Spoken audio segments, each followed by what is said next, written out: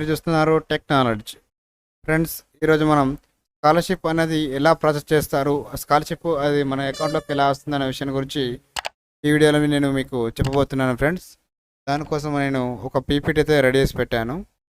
So దాన్ని చూస్తూ మీకు క్లియర్గా ఎక్స్ప్లెయిన్ చేస్తాను. ఫ్రెండ్స్, మనం ఫస్ట్ టీఎస్ ఈపాస్లో మనం స్కాలర్షిప్ అయితే అప్లై చేస్తాం ఫ్రెండ్స్. స్కాలర్షిప్ అప్లై చేసిన తర్వాత చూడండి, fill online application in epass website with your డీటెయిల్స్తో మనం ఆన్లైన్ అప్లికేషన్ అనేది ఫిల్ చేస్తాం.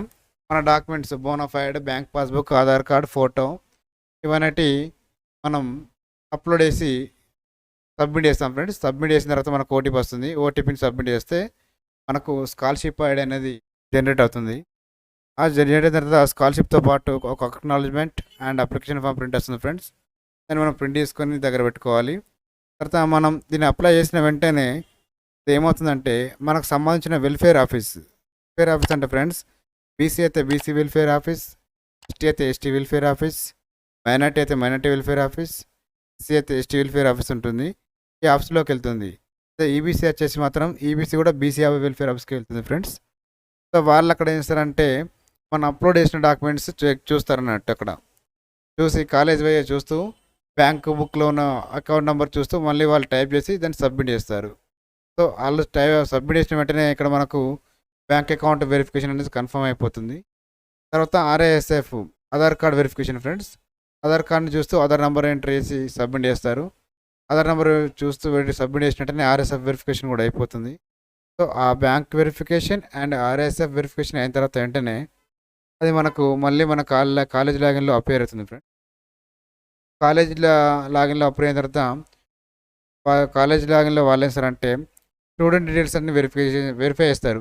ఇక్కడ మనం సబ్మిట్ చేసిన డీటెయిల్స్ కాలేజ్ వాళ్ళు కూడా ఇవి స్టూడెంట్ ఇచ్చినవి కరెక్టేనా, జెన్యూన్ అయినా, ఫేక్ ఉన్నాయని చెప్పేసి వాళ్ళు చూస్తారు. ఇన్ కేసు అక్కడ ఏమైనా మిస్టేక్ ఉంటే దాన్ని టిక్ చేసి అన్ని టిక్ చేస్తూ ఉంటారు ఫ్రెండ్స్.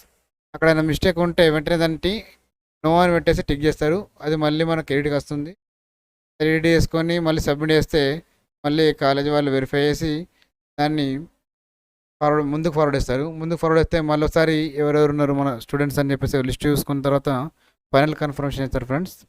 ఫైనల్ కన్ఫర్మేషన్ చేసిన వెంటనే మనకు ఈ తంబుకి వస్తుంది ఫ్రెండ్స్. తంబు అంటే మనం చాలామంది ఈపాస్ స్టూడెంట్స్, స్కాలర్షిప్ అప్లై చేసిన కాలేజ్ స్టూడెంట్స్ ఈ సేవకి వెళ్ళి స్కాలర్షిప్ కోసం తంబేస్తూ ఉంటారు. సో ఆ తంబుకి అనేది పంపిస్తారు కాలేజ్ వాళ్ళు.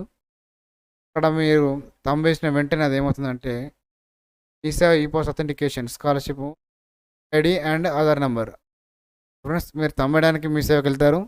మీ సేవలో scholarship ID and Aadhaar number చెప్పగానే మీకు సంబంధించిన మీ పేరు, మీ గ్రూపు, మీ కాలేజ్ డీటెయిల్స్ అన్నీ వచ్చేస్తాయి. సో అక్కడ మీరు తంబేసిన వెంటనే అది ఏమవుతుందంటే కాలేజ్ ల్యాంగ్లో బల్క్ ప్రింట్ అనేది ఒకటి ఓపెన్ ఆప్షన్ ఉంటుంది. సో మీ పేరు అనేది, మీ ఫామ్ అనేది మనకు క్రియేట్ అవుతుంది.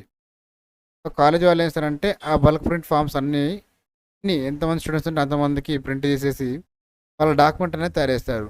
ఫ్రెష్ స్టూడెంట్స్ అని అనుకోండి, దానికి Aadhaar card, caste, income, so caste పెట్టరు ఫ్రెండ్స్, ఇన్కమ్, మళ్ళీ ఎస్ఎస్సి మేము ఇవన్నీ జిరాక్స్ అన్ని అటాచ్ చేసి ఒక ఫైల్ తయారు చేస్తారు.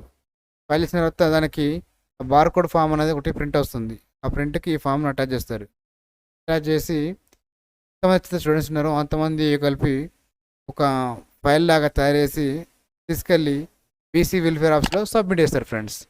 బీసీ వెల్ఫేర్ ఆఫీస్లో సబ్మిట్ చేసిన వెంటనే వాళ్ళు ఏం చేస్తారంటే కాలేజీ వాళ్ళు ఇచ్చిన డాక్యుమెంట్స్ అన్నీ కరెక్ట్గా ఉన్నాయా లేదో, ప్రాపర్ డాక్యుమెంట్స్ అన్ని సబ్మిట్ చేశారు లేదా అని చెక్ చేసిన తర్వాత వాళ్ళు మన బార్కోడ్ ఫామ్ పైన ఒక బార్కోడ్ ప్రింట్ దాన్ని వాళ్ళు స్కాన్ చేస్తారు. బార్కోడ్ స్కాన్ చేసిన వెంటనే ఏమవుతుంది, మళ్ళీ కొంచెం ఫార్వర్డ్ అయ్యి అక్కడ బ్యాచ్ క్రియేషన్ కోసం వెయిటింగ్లో ఉంటుంది. సో ఒక 2-3 కాలేజీలు తయారైందంటే వెంటనే ఆఫీసర్స్ ఏం చేస్తారంటే ఆ బ్యాచ్ క్రియేషన్ చేసి అని ట్రెజరీకి పంపిస్తారు. ట్రెజరీకి టోకెన్ తీసి పంపిస్తారు. ఆ టోకెన్ నెంబర్ తోటి మనకు నెక్స్ట్ వాళ్ళు ట్రెజరీ వాళ్ళు ఏం చేస్తారు, బడ్జెట్ రాగానే మన అకౌంట్లోకి అమౌంట్ అనేది జమ చేస్తారు ఫ్రెండ్స్. ఫ్రెండ్స్, ఈ వీడియో మీకు మీ స్కాలర్షిప్ ప్రాసెస్ అర్థమైందని నేను అనుకుంటున్నాను ఫ్రెండ్స్.